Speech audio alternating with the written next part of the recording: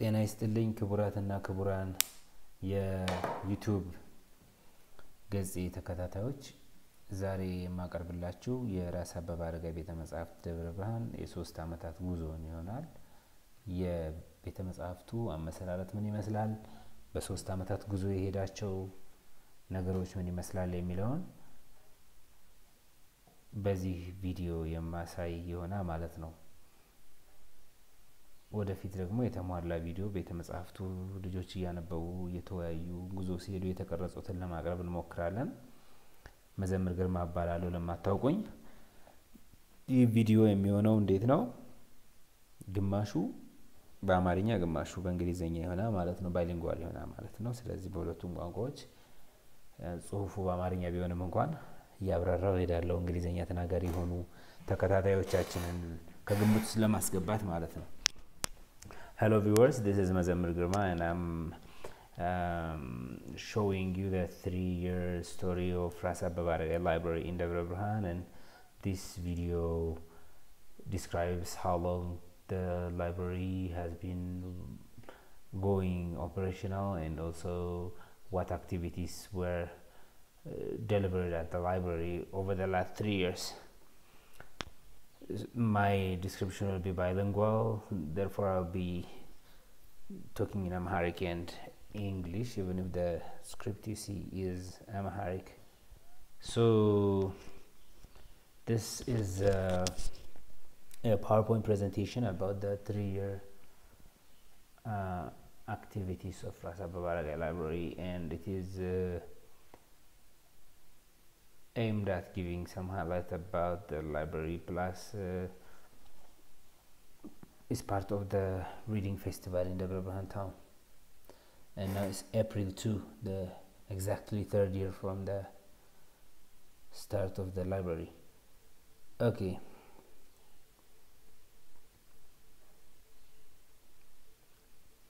መጋቢት 22 ወይም 23 ላይ ነው የምንገኘው። ቤተመጻሕፍታችን እንዴት እንደተጀመረ የምናይበት ይሆናል። ስለዚህ አጀማመሩ ሁቱትሲ ስለታተመች ነው። ይቺ መጽሐፍ በሩዋንዳ ዘር ፍጅት ላይ የምታተኩር ኢማኪሌ ባጊዛ የራሷን ማስታወሻ ያዘጋጀችበት ነው። እኔ እሷን ተረጎም ከዚህ የተለያዩ ቤተመጻሕፍትን ሳይ ወይም ደግሞ መጽሐፍ አካባቢዎችን ስተዋወቅ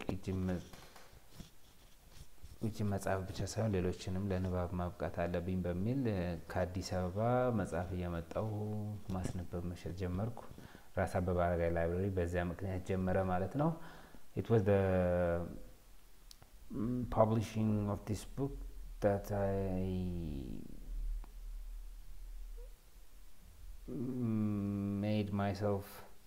made me familiar with the book distribution and publishing industry, and then after I came to know a number of book distributors, printers and publishers, I started to bring books from Addis Ababa to Debre Birhan, and then this was the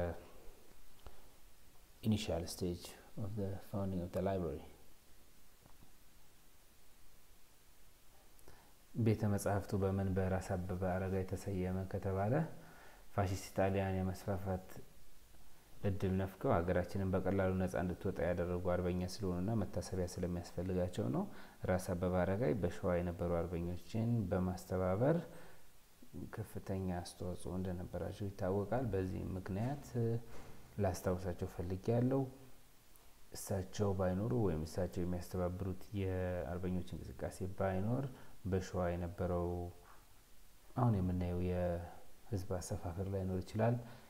ምናልባት ጣሊያኖች ሰፍረውበት ሊሆን ይችላል በዛሬው ጊዜ የምናየው ማለት ነው። The library is named after Ras Abebe Aregay, who was a famous anti-fascist patriot of the 1930s and 40s, and he helped defend the area from fascist settlements, and he was the most prominent anti-fascist fighters who organized the Shoan patriots, along with coordination with other patriots from different parts of the country. አገልግሎታችንን ያየን እንደሆነ በነጻ የማስነበብ አገልግሎት እንሰጣለን። አንባቢያን በቤተ መጻሕፍቱ ተገኝተው መጽሐፍትን ማንበብ ይችላሉ። የተለያዩ አይነት መጽሐፍትን ማለት ነው። One of our services is on the spot reading. So this is a public service and we do not charge readers for this. So this gives the people an opportunity to access books that they otherwise wouldn't. And here እዚህ ጋር ቤተ መጻሕፍቱ ይጠባል መጽሐፍ የሚያጥራል ነው። አንዳንዴ ቤተ መጻሕፍታችን ጋር መጽሐፍ ሳይኖር ልጆች ውጪ ሆነው የሚያነቡበት ወይም አንድ መጽሐፍ በአንድ አንባቢ ተይዞ እስከሚለቀቅ ድረስ የሚጠብቁበት አጋጣሚ እንዳለ ለማሳየት እና ቤተ መጻሕፍቱ ወደፊት መስፋፋት ያለበት ይህ ቤተ መጻሕፍት ባይሆንም ሌሎች ቤተ መጻሕፍት ተስፋፍተው ልጆች ወይም ወጣቶች የማንበብ ዕድል እንዲያገኙ ለማስገንዘብ ነው። This is a display of how young people wait outside of the library until they find vacant places or until the book they are looking for is available for them. So this is an attempt to show that the library should expand, or a library service in Debre Birhan should expand for a number of reasons, so that the youth could access reading services. የአፍሪካ ቤተ መጻሕፍት ይሄንን ሐሳብ ያመጣልኝ አማንቃዲሮ ነው። አማንቃዲሮ ምንድነው ያለው? ወጣት ሆኖ የሚያነበው ጫካ ውስጥ እንደነበር ነው። ይሄ ጫካ ምሳሌ ነው እና ወጣቶች ከኛ ቤተ መጻሕፍት ይዋሳሉ። አንዳንዴ በቀን 74 መጽሐፍ ከፍተኛው የተዋሱበት ጊዜ አለ። እነዚህ መጽሐፍት ተውሰው ወጣቶቹ ምንድነው የሚያደርጉት? ወደ ፈለጉት ቦታ ይዘው ሄደው ያነባሉ። ቤታቸው ሊያነቡ ይችላሉ። በብዛት የሃይ ስኩል ተማሪዎች ስለሆኑ ቤታቸው ሲያነቡ ረብሻ ይኖራል። ስለዚህ ወጣ ብለው ጫካ ላይ ሊያነቡ ይችላሉ። This is an African library that was first brought to me by Amharic, who as a high school student read in the jungle like this, and this is one of the areas whose photo I took from Debre Birhan. The readers from our library borrow books and take them to a convenient place to read. In one of those convenient places is this forest area. As they may find their rented rooms chaotic, they may go there and read. So this is also another gap in the shortage of reading places. የልጆች ፕሮግራም ፊደል ላለዩ ነው። የአማርኛ ፊደል እንደሚታወቀው ከሀ እስከ ሆ አለው። ከዚያ ከሀ እስከ ፐ አለው። በዚህ መልኩ ለልጆች ፊደልን ማስቆጠር አዳጋች ስለሆነ ይሄንን ዘዴ የተወሰኑትን አንድ ግር ያላቸው ፊደላት በማስለየት በቡድን እያደረጉ ተመሳሳይ ድምጽ ያላቸውን እያደረጉ ንባብን በማመቻቸት ደረጃ 1 እያለች እስከ ደረጃ 8 ይመስለኛል ያዘጋጀች ልጅ አለች። የሚዳቋ ፐብሊሺንግ እሱንም አገልግሎት እንደምንሰጥ ለማሳወቅ ነው። These are a sample of decodable books at the library, and it's an attempt to help kids read a lot of reading, just to help them come to know the letters of the Amharic language. So the Amharic syllabary is difficult for the kids as it consists of more than 350, and that is why Midako Publishing came with this innovative idea, and they are award winning, and they are trying to apply this in over schools in Addis Ababa town and elsewhere. And somebody like Benjamin Rerick donated these to us. He's a librarian at Washington State University. So among the books who benefited from this are these kids. However, now they are past that stage, and they are reading storybooks. So this is a significant development that they are in KG level now. በእድሜ ትንንሾቹ ህፃናት ይመጣሉ እነሱ እነዚያን ፊደል የሚያስለዩዋቸው መጽሐፍት አንብበው ነው ወደዚህ ወደ ተረት መጽሐፍ ያደጉት ስለዚህ ለውጡን በትክክል ያሳየና ማለት ነው ህፃናት አስፈላጊውን ፊደል የሚለዩበትን ከፊደል ቆጠራ በላይ ፊደል የሚለዩበትና የለዩት ፊደል እንዳይረሱ የሚያፍታቱበት ዘዴ ካቀረብንላቸው ወደ ተረት መጽሐፍት ከዛ ደግሞ በየእድሜያቸው ያደገ ወደ መሄድ መጽሐፍ እንደሚሄዱ የሚያሳየን ስላይድ ነው ልጆች በስብሰባና በስልጠና ሲሳተፉ የምናይበት ነው በተለይ አፍሪካን ስቶሪ ቡክ ኢኒሺዬቲቭ የሚባል ደቡብ አፍሪካ ያለ ድርጅት አፍሪካን በሙሉ የሚያስነብብ ድርጅት ነው በዚህ ድርጅት የሚካሄዱ ስልጠናዎች ልጆችን የሚያሳተፉ ናቸው ልጆች ይጽፋሉ ተረት ሲጻፍ አስተያየት ይሰጣሉ ይሳተፋሉ ሻይ ቡና ላይም ሐሳብ ከመስጠት ጎን ለጎን የመዝናኛ ዝግጅቶች አሉ ከውጭ ሀገር የሚመጡ ሰዎች ጋር ግንኙነት ያደርጋሉ ማለት ነው This is a collection of children who are reading at the library and they are at this point taking part in a workshop, a writing workshop organized by the library and African Storybook Initiative along with the Regis University Library. There is a Fulbright scholar whose name is Janet Lee and she came to Ethiopia as a volunteer as a Fulbright scholar at Aksum University or a heritage library in Aksum and she came here and we co-organized the workshop and children were taking part in the story writing competition and training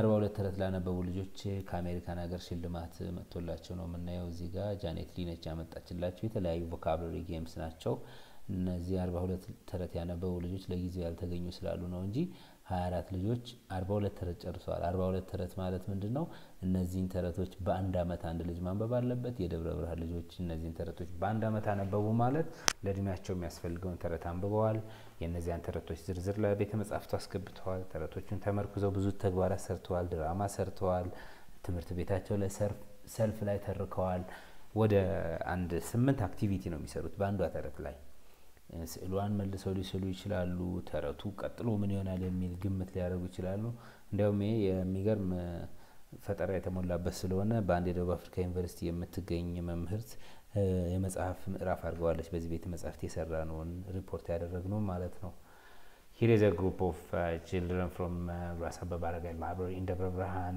They are 24 in number only because half of them are not around.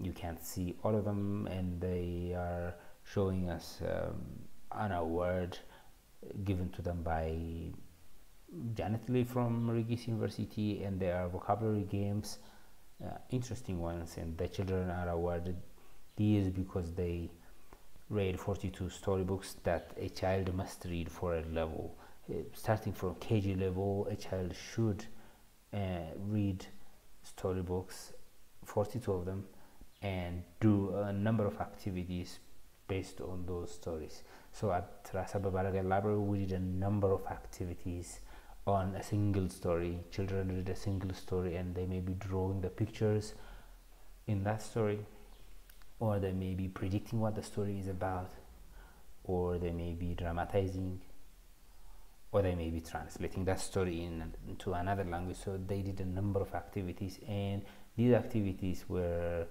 reported by myself to the African Storybook Initiative and the South African scholar chose that part of my report to as a book chapter.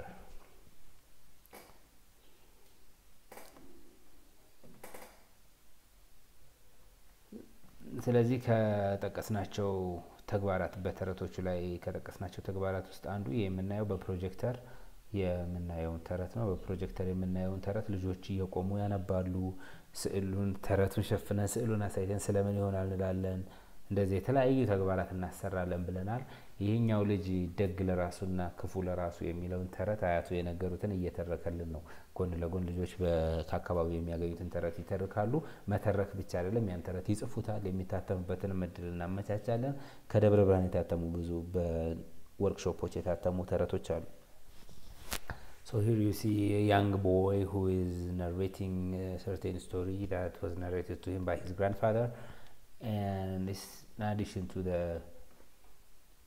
the story reading which is projected on a screen at the library. So they not only read storybooks, digital storybooks, but they also narrate stories that they have heard from their families, and they write them afterwards.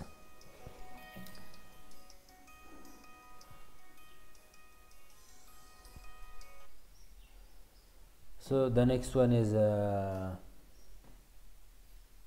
ከንባብ በኋላ ልጆች በመዝናኛ ስፍራ ከንባብ በኋላ እየተጋበዙ ነው። ቤተመጻሕፍቱ እሁድ በሚያደርገው የልጆች የንባብ ዝግጅት አንዳንዴ ልጆች የተሻሉ ፈጠራ የተሞላባቸው ሐሳቦች ሲያመጡ ለማበረታታት አብረው የሚዝናኑበትን ጊዜ አመቻችተናል።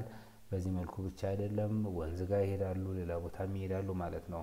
So you see here after reading refreshment for the library kids, and this is a place where a nearby cafeteria where they are eating jajabsa and drinking juice and having such an incredible refreshment time with their fellow library members.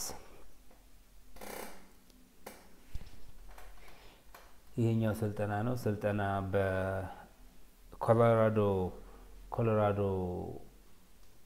በሚገኘው ቤተመጻሕፍት ማህበር ስፖንሰር የተደረገ ነው። ጃኔት ሊነች ስፖንሰር ያደረገችው ያንን ያገናኘችን ስቶሪ ቡክስ፣ የተለያዩ ስቶሪ ቡክስ፣ በጨርቅ የተሰሩ መጽሐፍት፣ በጠጠር የተሰሩና ፎቶ የተነሱ ስዕሎች፣ የሚያማምሩ የተለያዩ ግብአቶች ያሏቸው ተረቶች ናቸው እየተነበቡ ያሉት። ይቅርታ እነሱን ያነበብን የልጆች ተረት ምን ይመስላል፣ የልጆች ተረት ማሳተም ምን ይመስላል፣ ከዛ አፍሪካን ስቶሪ ቡክ ደግሞ ዲጂታል የሚያሳትመው ወይ ድረገጽ ላይ የሚያሳትመው ምን ይመስላል ተብሎ ልጆች ሰልጣኞች በደብረ ብርሃን ከተማ ያሉ መምህራንና የአብያተ መጽሐፍ ሰራተኞች ያን ካወቁ በኋላ ራሳቸው ደግሞ በህብረተሰቡ ውስጥ የሚያውቁትን ወይም ራሳቸው የሚፈጥሩትን ተረት ወይም ለልጆች የሚሆን ጽሁፍ የሚጽፉበት ስልጠና ነበር። እንደዚህ አይነት ስልጠና 2-3 አድርገና በአማርኛም በእንግሊዝኛም ማለት ነው። This training at Ras Abebe Aregay Library, it was sponsored by the Colorado Library group that Janet Lee knows more about it because she brought the sponsorship, and this was co-organized by Janet Lee and myself, and we tried to introduce librarians and teachers in Debre Birhan to children book publishing and the African Storybook Initiative. And then after they assessed the number of stories, what they did was they wrote stories they knew themselves, or they created new ones.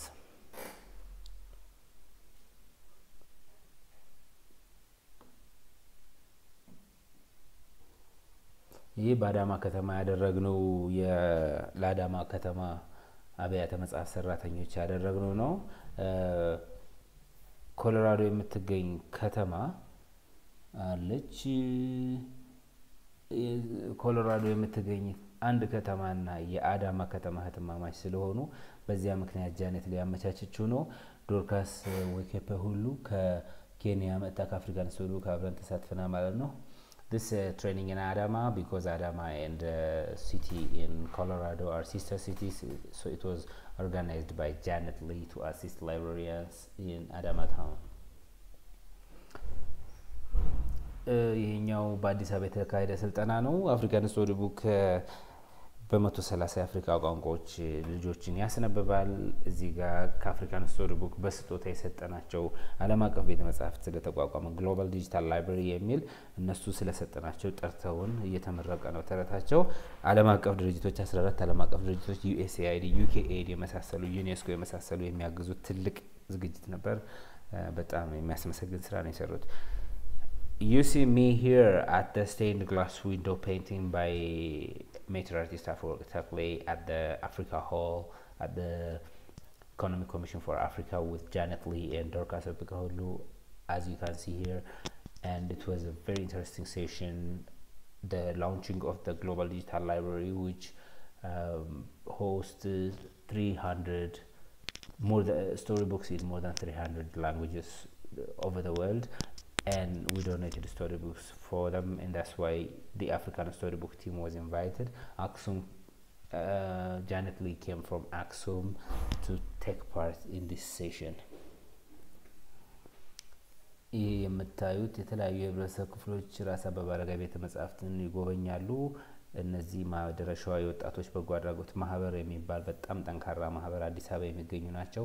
ወደ ሳሲት አንዲት ግራር ጉዞ ለማድረግ ይመስለኛል ወይም ደግሞ ሳሲት ትምህርት ቤት በኢኮኖሚ ዝቅ ያሉት ልጆች ለመሸለም በመጡ ጊዜ ቤተመጻሕፍታችን ቆመው ከአዲስ አበባ ወደ ሳሲት ወደ ተጉለት ሲያልፉ የተነሳ ነው ፎቶ ነው። ብዙ የጉብኝት ፎቶዎች አሉን፣ ለናሙና የቀረበ ነው።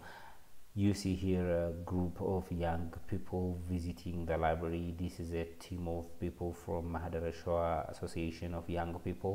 So they are tough young men and women who are assisting a school in Sasi town in Tagulet, and it's a very commendable endeavor they are taking part in.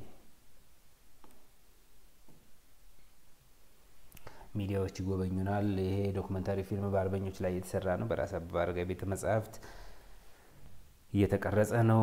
እኔን አናግረውኛል፣ አንባቢዎችን አናግረዋል። ፊት ለፊት የሚታየው አንባቢ ደረጀ ነው። ሌላ ሴት ልጅ መቅደስ ጠናን አናግረዋታል። ይሄን የምሰራው ሜላት ዳዊት ነች። ሜላት ዳዊት አርበኞችን ትወዳለች። በአርበኞች ላይ ስትሰራ ራስ አበበ አረጋይ ቤተመጻሕፍት በስማቸው የተከፈተውን ቤተመጻሕፍት ጎብኝተን እንስራበት በሚል ነው።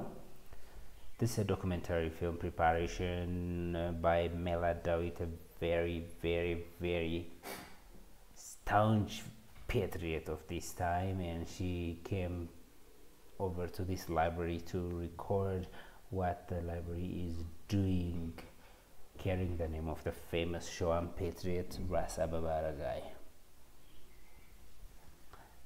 አባላታችን በባህል ማዕከል የኛ አባላት ብዙ ቦታ ጉዞ ይሄዳሉ። እንጦጦ ይሄዳሉ፣ ጣና ይሄዳሉ፣ መንዝጓሳ ይሄዳሉ፣ አንኮበር ይሄዳሉ፣ አንጎለላ ይሄዳሉ፣ ደብረሲና ይሄዳሉ፣ ሳሲት ይሄዳሉ፣ እንዋሪ ይሄዳሉ፣ ኩሳይ ራስ አበበ ሀገር ብዙ ቦታ ይሄዳሉ። ብዙ ቦታ ወደፊትም የመሄድ እቅድ አላቸው። ስለዚህ አባላት ከተጋበዙበት ቦታ አንዱ የሆነው የደብረ ብርሃን ዩኒቨርሲቲ ባህል ማዕከል አመታዊ ሴሚናር የጥናትና ምርምር ሴሚናር ነው።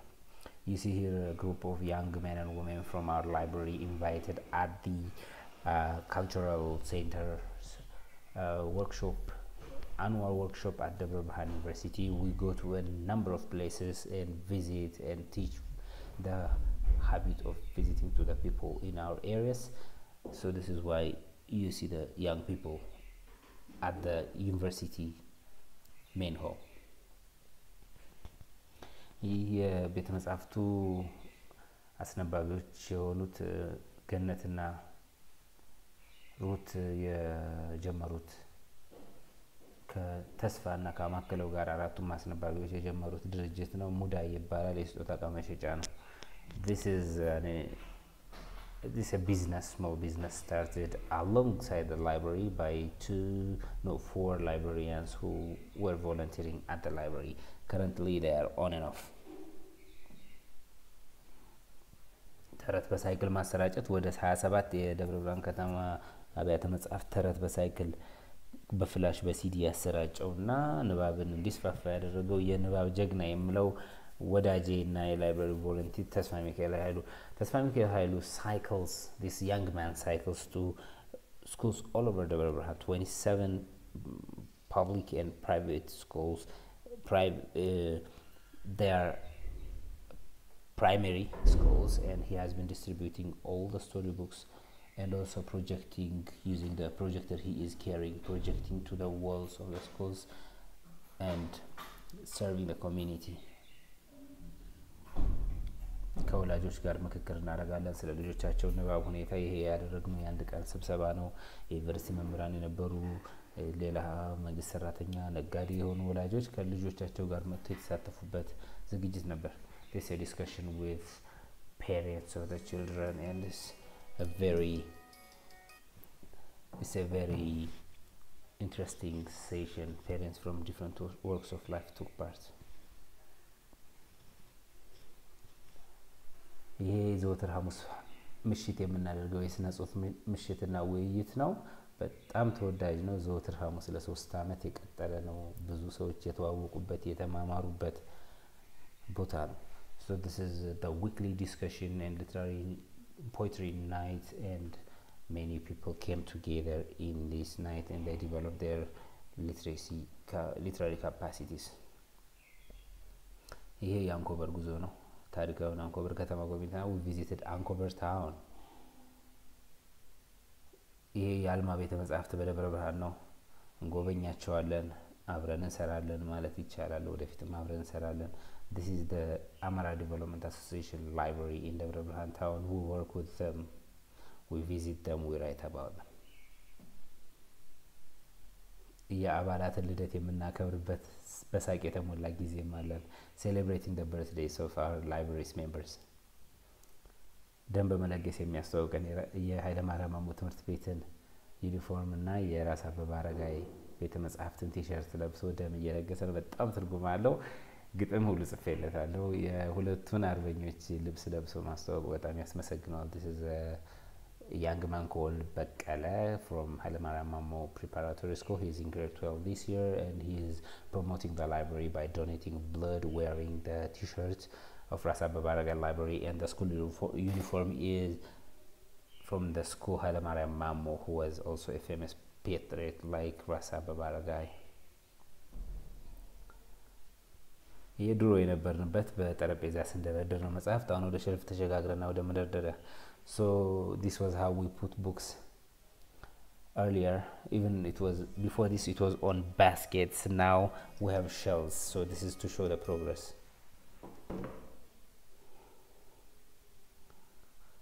ይሄ አንጎለላ ጉዞ ነው። አባላት አንጎለላ ከተማ አጼ ምኒልክ በተወለዱበት እንቁላል ኮሶ ያደረግነው የአጼ ምኒልክ ልደት አከባበር ነው። We are celebrating Emperor Minilik's birthday at this place in Angola, which is half an hour drive from Debre Birhan town.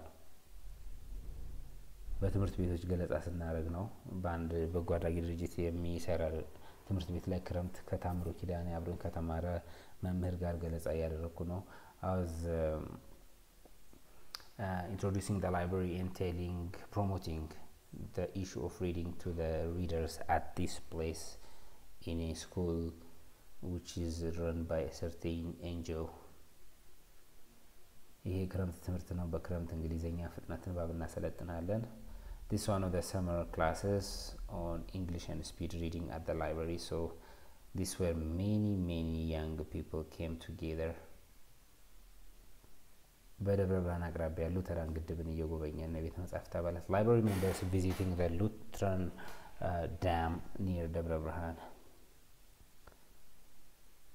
And this is በሬሳ ወንዝ አካባቢ ያለ ተፋሰስ እየጎበኘ ነው። visiting the waterfalls at the Beresa river in Debre Birhan town.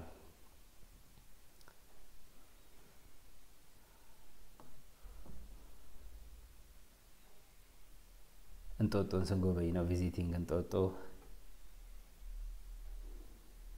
This is our translation project for the NGO Adheno near Debre Birhan.